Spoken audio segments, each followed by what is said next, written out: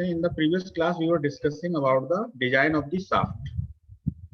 So there are so many criteria for the design of the shaft. Shaft can be designed on the basis of strength, and shaft can be designed on the basis of their rigidity. Rigidity can be of two types. One is lateral rigidity, and one is torsional rigidity. One is lateral rigidity, and one is torsional rigidity. What is the difference in both the two? Lateral rigidity means, suppose there is a shaft, that AB is a shaft. When the load, transverse load coming on it, or any UDL coming on it, so it is sagging or it is bending. Sometimes it is sagging and sometimes it is hogging. When the load is coming from bottom, then it will be a hogging position. So it is sagging and it is hogging position. So every point on the shaft is deflected by some value. Suppose point P is here. So the new position of point P is P dash. So PP dash is known as the deflection. So what do you mean by lateral rigidity? Lateral rigidity means this deflection, if this deflection is very small, if this deflection is very small, then our shaft is perfectly, I can say the lateral rigidity property of the shaft is very good. When the deflection is less. So when deflection is less, the power transmission will be better. Suppose this is one shaft and there is a gear on this. Let A gear is here. This gear is in meshing with the another shaft. Gear meshing with the gear B, which is on the another shaft. So due to the forces, if this shaft deflects too much, when delta in this shaft is too much, then meshing between the gears will be affected. So power transmission will not be proper, will not be smooth. So sometimes in design criteria, there is a limitation on this delta. We have limits for the delta. For these limits, the power transmission will be good, torque transmission will be good, motion transmission will be smooth. So our criteria of the design is sometimes this deflection, so that we will deal with the lateral rigidity. Lateral rigidity. And what is torsional rigidity? So lateral rigidity is generally depends on modulus of elasticity and moment of inertia, second moment of inertia. So if we multiply both these two, so lateral rigidity is defined by, basically it is a multiplication of E and I. And torsional rigidity is, torque is mt and J is the polar moment of inertia. So it is defined by mtg. So there are basically three criteria. One is lateral rigidity, in which we are expecting that shaft will not deflect, not bend too much. Shaft will not bend too much. It will follow the criteria and follow the limitations. In case of torsional rigidity, we are worrying about the angle theta, which is the angle of twist. Angle theta is angle of twist. So in the case of torsional rigidity, we are saying that our shaft will not twist too much. The value of the theta will be small. Shaft will not twist too much. In this case, shaft will not deflect too much. In this case, shaft will not twist too much. And third criteria is, as usual, it is strength criteria. Strength criteria means the permissible material of permissible stress of that material, जिसका कि shaft बना हुआ है. So the stress produced in the shaft should be less than equal to the permissible value of that material. So there are three criteria. So we will study one by one. Today we will complete the strength criteria and the lateral rigidity criteria. Both the criteria, not lateral, we will complete the torsional today. So strength and torsional, we will complete today. So torsional rigidity पर थोड़ी सी मैं बात करूंगा. Torsional rigidity. As per the torsional equation, we know that mt by j equal to tau by r equal to mt by j equal to tau by r equal to g theta divided by L.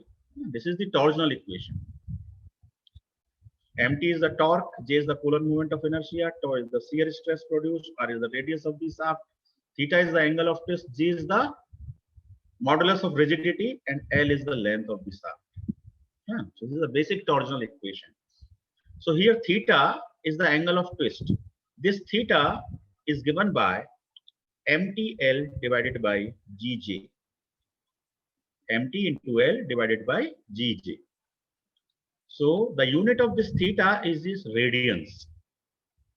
This is radian.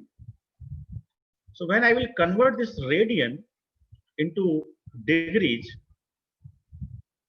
so what is the value of 1 radian? How will you convert radian into degrees? 180 by pi square divided. Multiply करेंगे है ना? हाँ, multiply. So you will multiply it by 180 by pi MTL divided by G, and G is given by pi d4 by 32. It is the polar moment of inertia. J is given by pi d4 by 32. It is J equal to pi d4 by 32, and G is the modulus of rigidity. So this equation will convert to 32 into 180 divided by pi MTL divided by GD4, or it is pi square, because 1 pi is here and 1 pi is here.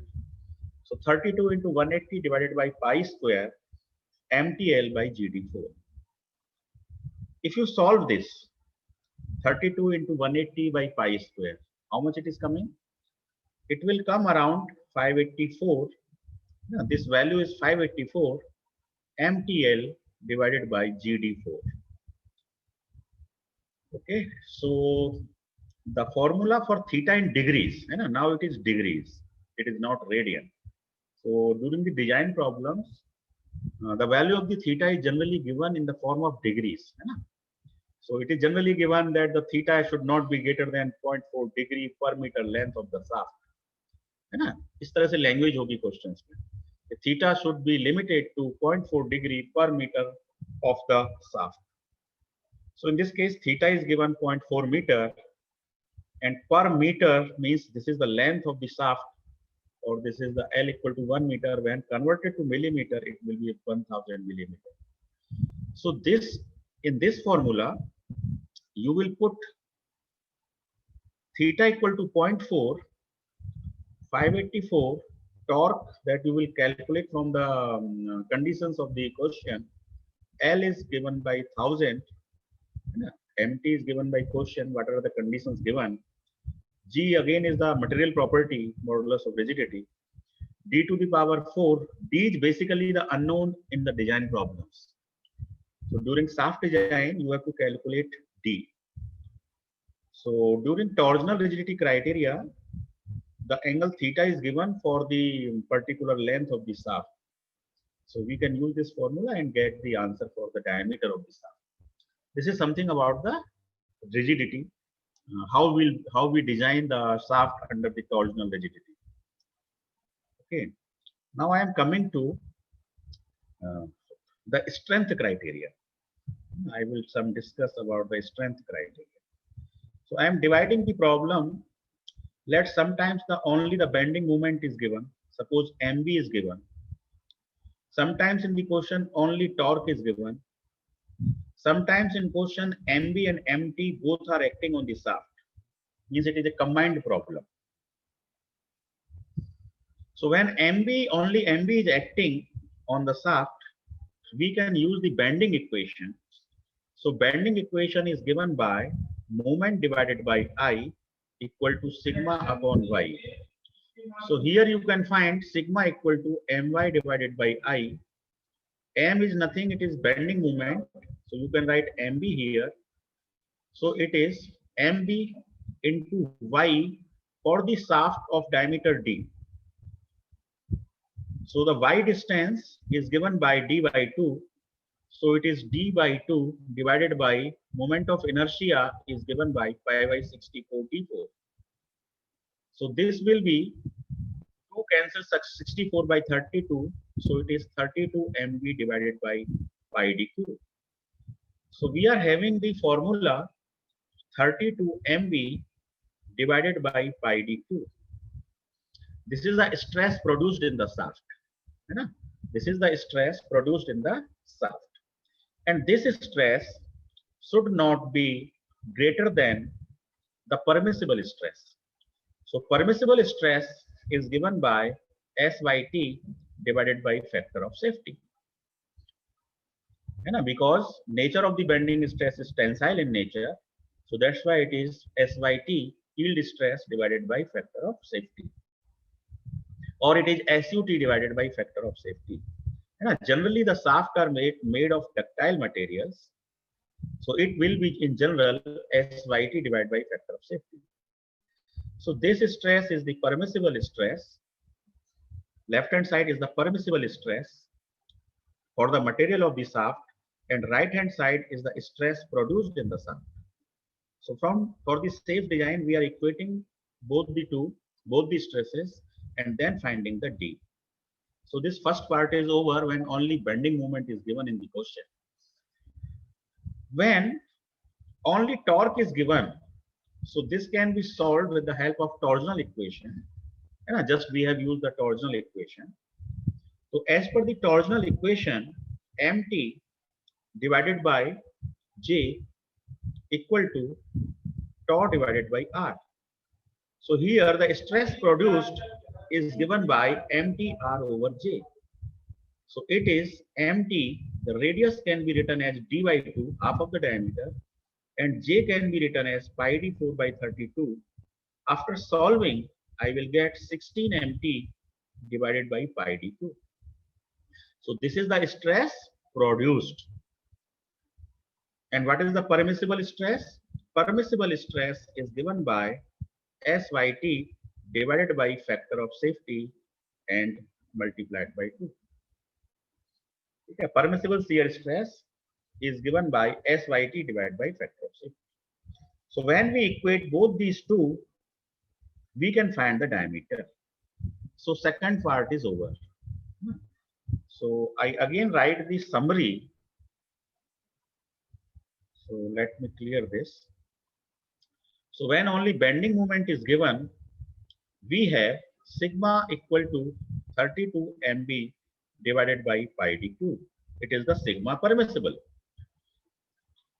And when only torque is given, I have tau p, p for permissible. So tau p is given by 16 mt divided by pi d cube. These are the design equations. This design equation when only mb is given. This design equation when only mt is given. Now the combined case. When there is a combined case of bending moment and torque, we find the equivalent bending moment or equivalent torque. So equivalent torque is given by under root of mv square plus mt square, and equivalent bending moment is given by half mv plus under root mv square plus mt square. Okay. So if both are acting, then it is your duty that you should find the equivalent stress, equivalent torque. And once the equivalent torque is available, you can again use the formula tau permissible is 16 times mte divided by pi d cube. Same formula, 16 mt by pi d cube. In place of mt, I am just using mte. E is in suffix. MTE, M-E-E. MT for torque, E for equivalent. So it is the equivalent torque when both the moments are acting, bending moment and the torsional moment. Both are acting. Then that case we will find equivalent torque. Then we will calculate the permissible stress, produced stress. Okay. Suppose we have to design with the equivalent bending moment, then we will use sigma P equal to 32 MBE divided by pi dq. This formula. तो कुछ बड़ी बात नहीं है, MB के case में जो formula है वही फॉर्मूला यहाँ पे MBE के केस में हो जाएगा, जो टॉप ई का फॉर्मूला है वही फॉर्मूला यहाँ पे MTE के केस में हो जाएगा. So these are the three criteria which are generally, rarely, mostly used, which are mostly used in the design of the shaft. So now we are going to solve a numerical problem. So I'm taking a numerical problem. So in this problem, the layout of a transmission shaft carrying two pulleys B and C. So pulleys are B and C. So this is pulley B and this is pulley C. A is the bearing, D is the bearing.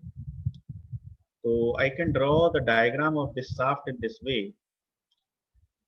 So this point is D, this point is A is the bearing. So bearing will provide the reaction, that is RA, and D will provide the reaction, that is RD. Okay.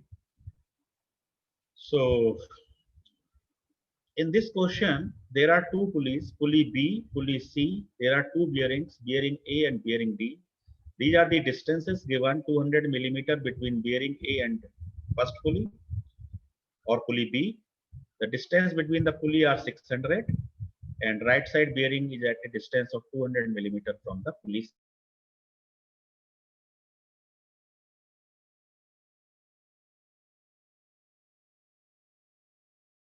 समझा रहा था, यहाँ पर एक पुली B है, एक पुली सी है, दो बीयरिंग्स है. तो इस डायग्राम से क्या आपको भी पता लग रहा है कि शाफ्ट पर कितना बेंडिंग मोमेंट आ रहा है या कितना टॉर्क आ रहा है? बताइए कोई भी आप में से. थोड़ा क्वेश्चन की लैंग्वेज भी पहले दिखा देता हूं मैं आपको. देखिए क्वेश्चन की लैंग्वेज है, two pulleys B and C supported on bearing A and D. The power is supplied to the shaft by means of a vertical belt on the pulley B. तो pulley B पर जो है belt vertical है. It is a vertical belt. P1 and P2 are vertical tensions. They are in vertical direction, है ना? On the B, which is then transmitted to the pulley C carrying a horizontal belt. छोटी वाली जो पुली है उस पर जो belt है वो horizontal है. P3 and P4 are the horizontal tensions. P3 and P4 are the horizontal tensions. The maximum tension in the belt on the pulley B is 2.5. ठीक है, तो पुली B पे यदि हम P1 को मैक्सिमम मानते हैं तो P1 की वैल्यू 2.5 किलो न्यूटन और आप कह सकते हैं 2500 न्यूटन, ये क्वेश्चन में गिवन है. टेंशन की वैल्यू गिवन है. The angle of wrap for the pulley is 180 degree. तो एंगल ऑफ रैप तो 180 डिग्री है. देखो इस पॉइंट A से लेके इस पॉइंट B है ना. तो ये जो AB का जो सर्कमफ्रेंस है, it is circumference of the semi circle, है ना, circumference of the semi circle. तो इतना पार्ट बेल्ट और पुली आपस में अटैच किए हुए हैं ना. तो ये सेंटर पे ये कितना एंगल बना रहे हैं? They are making angle 180 degree. So this is the angle of wrap, है ना. So angle of wrap for the pulley B is 180 degree and pulley C also it is 180 degree, है ना. पुली C पे भी देखेंगे तो सेमी सर्किल ही बन रहा है. It is the angle of wrap. So angle of wrap in both the cases, both the pulleys is 180 degree and the coefficient of friction is 0.24. ठीक है, म्यू की वैल्यू 0.24 दी हुई है ना. Mu is the coefficient of friction between the belt and the पुली, है ना. Coefficient of friction between the belt surface and the surface of the pulley, it is mu is 0.24. Shaft is made of 30C8, SYT is 400, factor of safety is 3. So permissible value is given by 400 by 3. So it is the permissible value of sigma P. This is the permissible value for the tensile stress. And what is the permissible value for the shear stress? For the shear stress, it is again divided by 2. So it is 400 by 6. It is the permissible value. तो shafts are generally made of ductile material, तो उस केस में हम ज्यादातर shear stress theory या shear stress के base पर ही शाफ्ट को डिजाइन करते हैं। So this value is useful for us, ये वैल्यू हमारे लिए ज्यादा यूजफुल होगी, क्वेश्चंस में हम इसी का यूज करेंगे।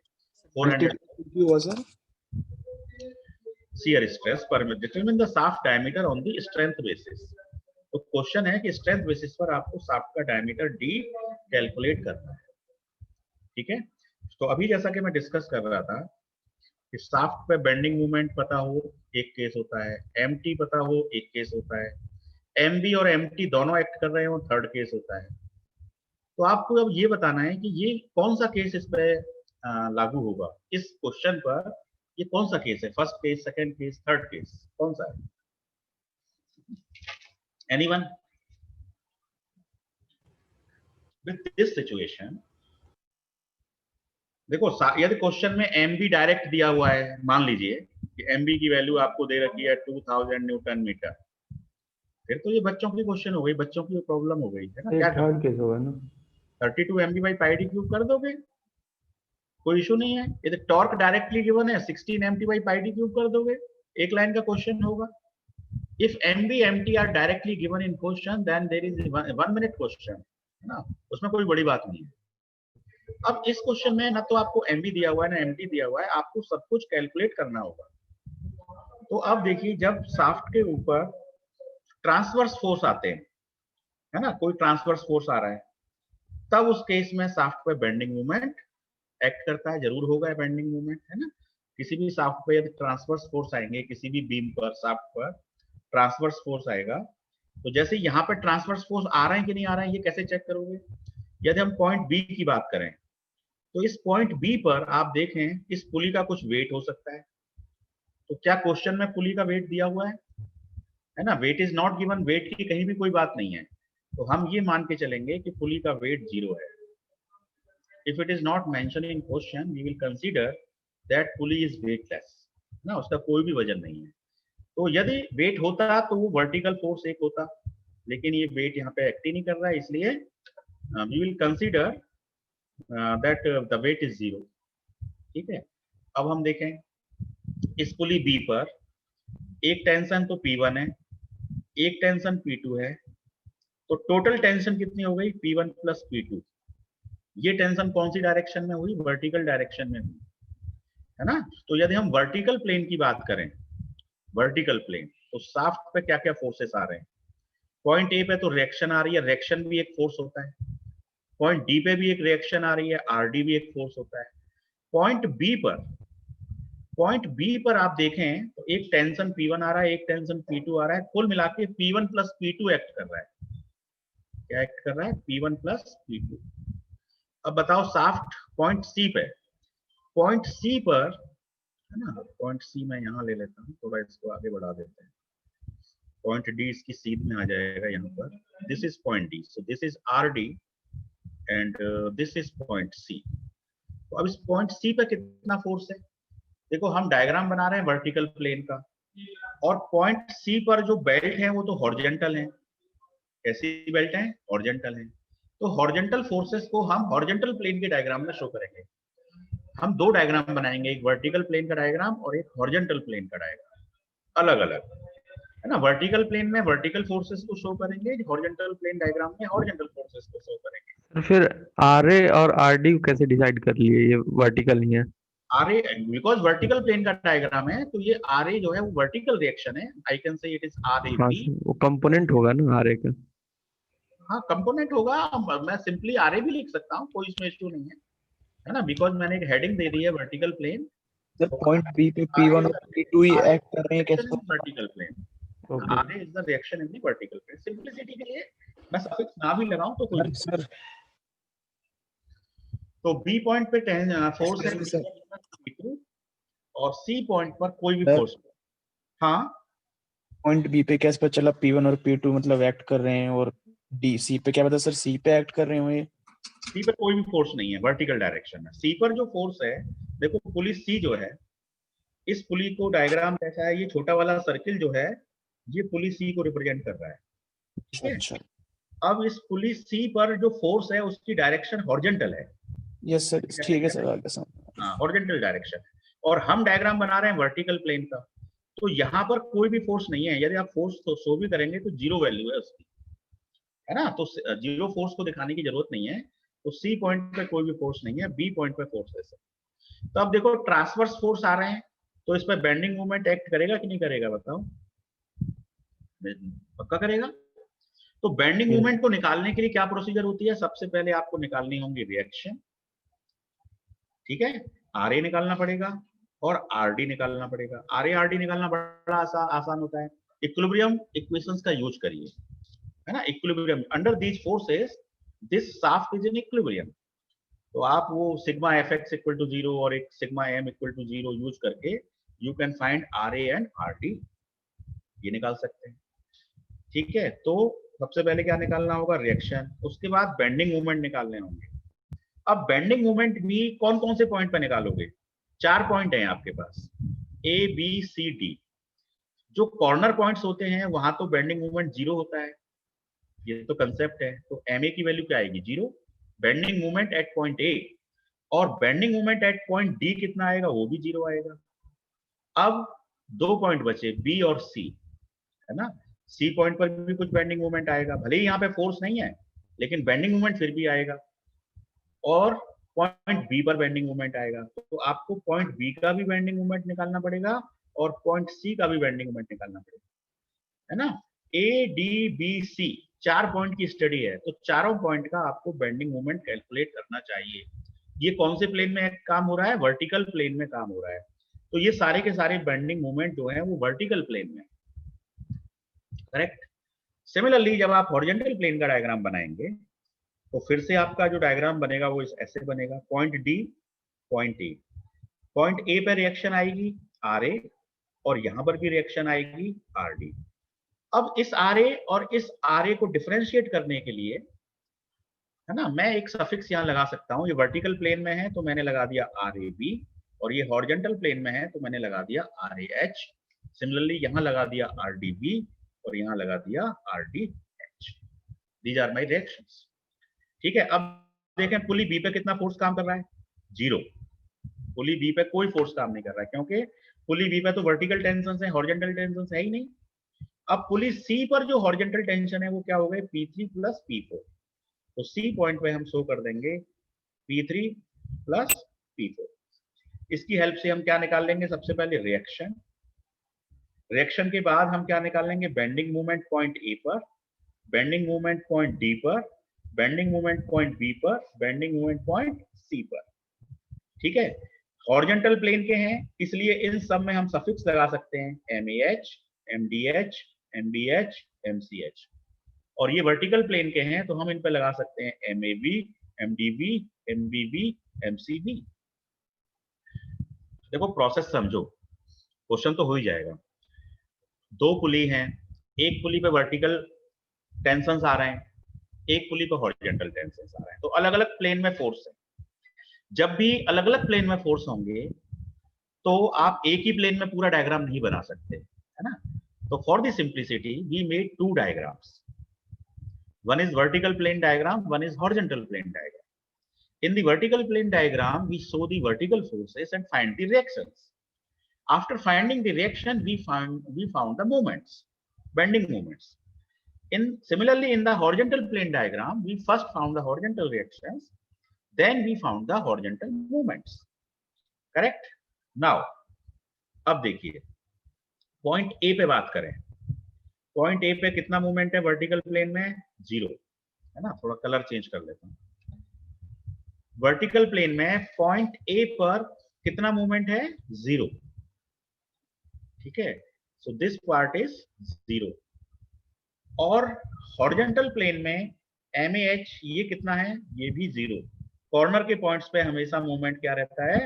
0 रहता है। तो ए पॉइंट पे मूवमेंट 0 आएगा और डी पॉइंट पे मूवमेंट 0 आएगा, चाहे हॉरिजॉन्टल प्लेन का डायग्राम हो चाहे वर्टिकल प्लेन का डायग्राम हो, तो ये भी 0 आएगा। ये दोनों हमको कैलकुलेट करने पड़ेंगे, और ये जब ही कैलकुलेट होंगे जब हम सबसे पहले रिएक्शंस फाइंड कर लेंगे, है ना। यदि मुझे इस पॉइंट का मूवमेंट निकालना है तो रिएक्शन मल्टीप्लाइड बाय डिस्टेंस, यदि इस पॉइंट का मूवमेंट निकालना है तो reaction multiplied by distance, simple है, मोमेंट निकालना कोई बड़ी बात नहीं है, reaction multiplied by distance, force multiplied by distance, है ना।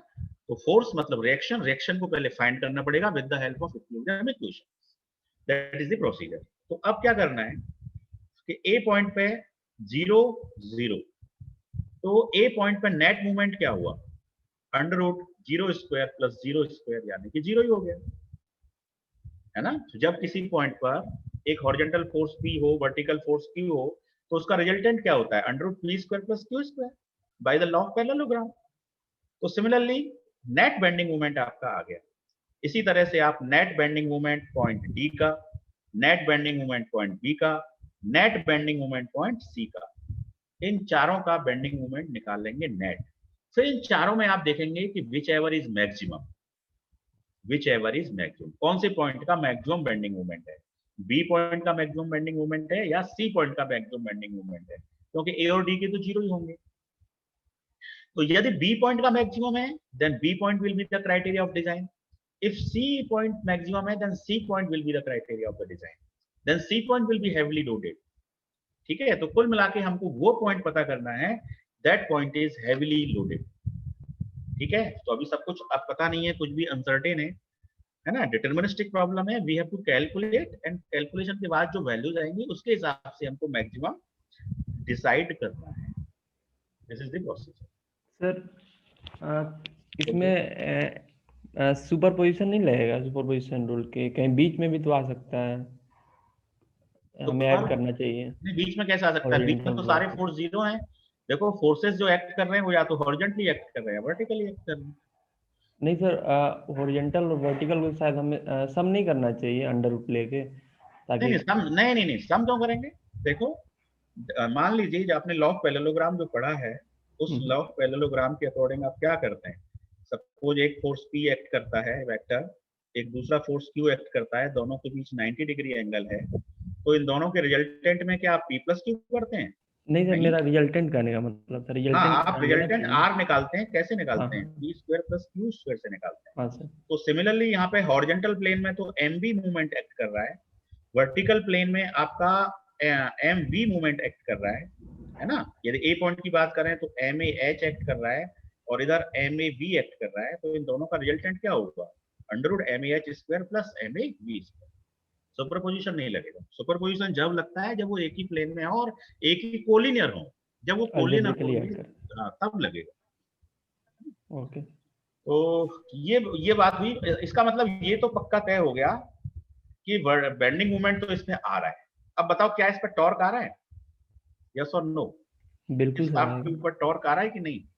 आएगा सर, आएगा, आएगा, है ना। वो कैसे पता लगेगा आपको सर? टॉर्क के लिए बात ये है कि जैसे कोई भी पुली होती है तो उस पुली पर जो टॉर्क की वैल्यू होती है वो P1 minus P2 into radius, ये हमारी टॉर्क की वैल्यू होती है ना। टॉर्क का फॉर्मूला हमने मैकेनिक्स में पढ़ा है, दोनों टेंशन को माइनस कर दो, tight side tension minus leg side tension multiplied by radius. ठीक है, तो पुली बी पर कितना टॉर्क आएगा, पुली बी पर जो टॉर्क आएगा P1 minus P2 into radius of the pulley B. ध्यान दीजिएगा, जब पुली बी की बात कर रहे हैं तो radius of the pulley B. और यदि हम पुली सी की बात करें, है ना, पुली सी, तो पुली सी के लिए टॉर्क क्या होगा, इसको बोल सकते हैं MTC और इसको बोल सकते हैं MTB फॉर द डिफरेंशिएशन। तो MTC की वैल्यू कैसे कैलकुलेट करोगे जरा बताओ, वही formula P3 minus P4, P3 is the tension on the tight side, P4 is the tension on the slack side, so P3 minus P4 multiplied by radius of the small pulley, that is C. So this is the torque on the pulley C, this is the torque on the pulley B, ठीक है, and they both the torques must be equal, both the torques must be equal. So P1 minus P2 into RB equal to P3 minus P4 into RC. तो देखो torque के बारे में तो एक बात जान लो, पूरे शाफ्ट पे टॉर्क की वैल्यू सेम होती है, टॉर्क एक ही स्पीड से तो घूमता है, ठीक है। तो टॉर्क की वैल्यू अलग अलग एक शाफ्ट पर एक ही होगी, है ना। यदि उस पर मान लीजिए एक शाफ्ट है और उस शाफ्ट पर मान लीजिए काफी सारी पुलीज हैं, काफी सारे गियर्स हैं, है ना। मान लो ये पुली P1 है, ये पुली P2 है, ये गियर G1 है, ये गियर G2 है, तो इस पूरे शाफ्ट पे आप टॉर्क यहाँ से निकालो, यहाँ से निकालो, यहाँ से निकालो, यहाँ से निकालो, everywhere the torque will be same. ठीक है, तो this logic can be used for finding the unknown values. तो अब हमारे केस में अननोन वैल्यूज क्या है? P1 तो गिवन है 2500, P2 ना मालूम नहीं है। तो हमारा सबसे पहला एम है कि हम P2 को फाइंड करें। Sir P2 is given by e to the power 2 theta, ये फॉर्मूला है। हाँ सर यहाँ पे P1 आपने 2.5 ही क्यों लिया सर? P2 क्यों ले सकते थे? टाइट, हाँ तो टाइट साइड को 2.5 लेना है। यदि आप इसको टाइट साइड मानेंगे ना तो फिर आपके लिए ये 2.5 हो जाएगा, उससे आंसर्स में कोई फर्क नहीं पड़ेगा, है ना। फॉर्मूला तो मुझे यही यूज करना पड़ेगा, P1 by P2, कोई भी ले सकता हूँ, उसमें कोई इशू नहीं है ना। जैसे ये पुली है, यदि मैं इसको T1 लूंगा तो ये T2 हो जाएगा, और इसको T1 लूंगा तो ये T2 हो जाएगा। तो हमेशा T1 में बड़ा टेंशन मान रहा हूँ, है ना। तो P1 को मैंने मैक्सिमम टेंशन कंसीडर किया है, so that's why it is 2500। तो फिर इस फॉर्मूले से मुझे P2 मिल जाएगा 2500 divided by P2 equal to e to the power mu. Mu question में गिवन है 0.24 और थीटा भी क्वेश्चन में गिवन है 180 डिग्री मतलब पाई रेडियन। तो थीटा की वैल्यू यहाँ रेडियन में रखते हैं, so that's why P2 can be found. जब P2 को सॉल्व कर दीजिए, कितना आ रहा है? कैलकुलेटर रख के बैठिए जरा, है ना, 5 मिनट और लगाएंगे इस क्लास में केवल।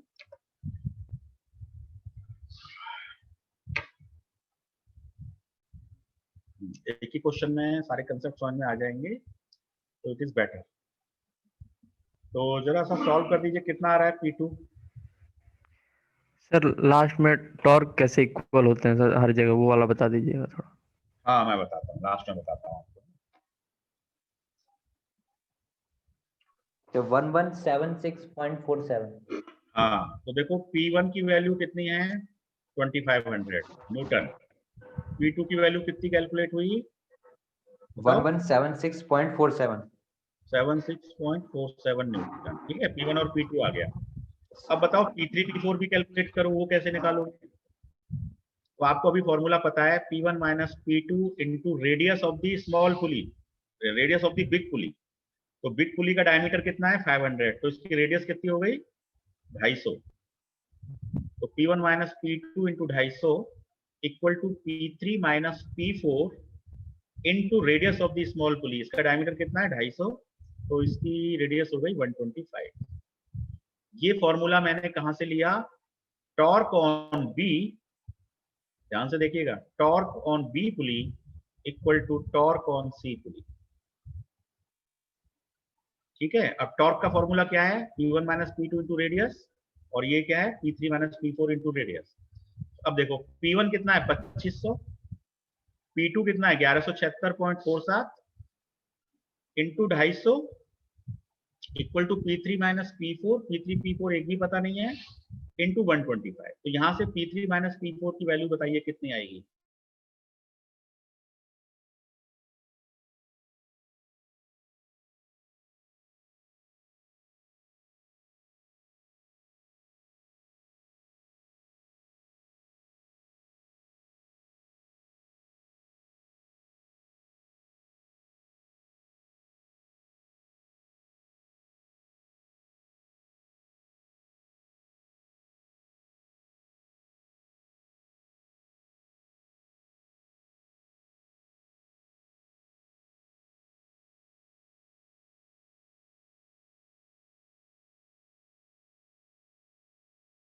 दिस इक्वेशन इन दोनों की हेल्प से आप P3 निकाल सकते हैं, P4 निकाल सकते हैं। तो सॉल्व कर दीजिए, कितना आता है? मेरे पास नोटेड है। तो P3 आपका आएगा 5000 Newton, P3 will be 5000 Newton और P4 विल बी 2353.38 न्यूटन। ठीक है, तो देखो ये ध्यान रखिए कि बेल्ट के केस में T1 by T2 equal to e to the power mu theta होता है, और टॉर्क की value T1 minus T2 into radius होती है। बस ये दो कंसेप्ट होने से आप सारे अननोन पैरामीटर निकाल सकते हो। ठीक है, sir P1, P2, P3, P4 जब हमें पता लग गए, इसका मतलब हमें फोर्सेस पता लग गए। फोर्सेस, ये फोर्सेस ही तो हैं, टेंशन आर दी फोर्सेस। जब हमें फोर्सेस पता लग जाएंगे तब हम रिएक्शंस निकाल पाएंगे, जब रिएक्शंस निकाल पाएंगे तो बेंडिंग मोमेंट निकाल पाएंगे। ठीक है, हाँ कोई कुछ पूछ रहे थे, बोलिए। सर ये पूछना था कि जो दोनों पुली हैं उनकी जो रोटेशन स्पीड है वो तो अलग अलग होगी। नहीं, कैसे अलग होगी, एक ही शाफ्ट पे दोनों फिट हैं, एक ही शाफ्ट पे Okay. दो चीजें फिट हैं तो शाफ्ट की स्पीड से तो घूमेंगी, है ना? सर इसी वजह से आपने दोनों का जो टॉर्क है वो इक्वल रखा है।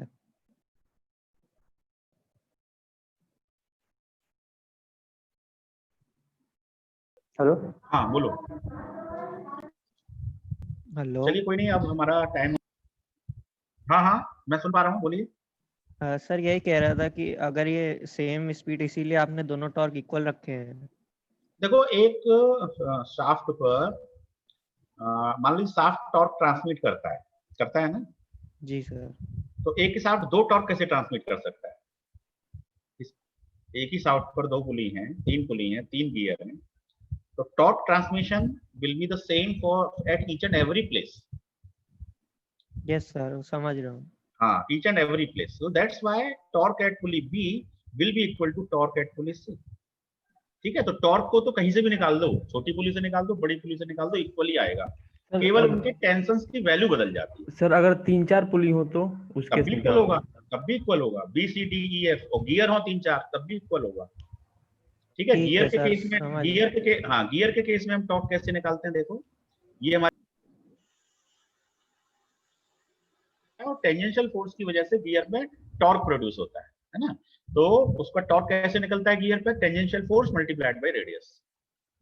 ठीक है, पुली के केस में टॉर्क निकलता है T1 minus T2 into radius, और गियर के केस में टॉर्क निकलता है tangential force into radius of the gear. ठीक है, तो आज के लिए अभी इतना ही है। इसी क्वेश्चन को हम लोग अभी लैब की क्लास है हमारी, यस सर। इस क्वेश्चन को हम मतलब ये वाला एक्सपेरिमेंट करेंगे हम बेसिकली मैटलैब पे, तो वहां हम इसे सॉल्व भी कर लेंगे और इसका प्रोग्राम भी बना लेंगे। ठीक है, तो बचा हुआ जो पार्ट है इस क्वेश्चन का, that we will complete in the class between 2 to 3, है ना? And we will also make a program, MATLAB program for that. So this will be our which experiment? I think it will be 6th experiment. We have done already 5. So our 6th experiment will be design and drawing of the shaft. तो चलिए yes sir. Close करते हैं। Thank you very much, thanks for listening. Okay sir.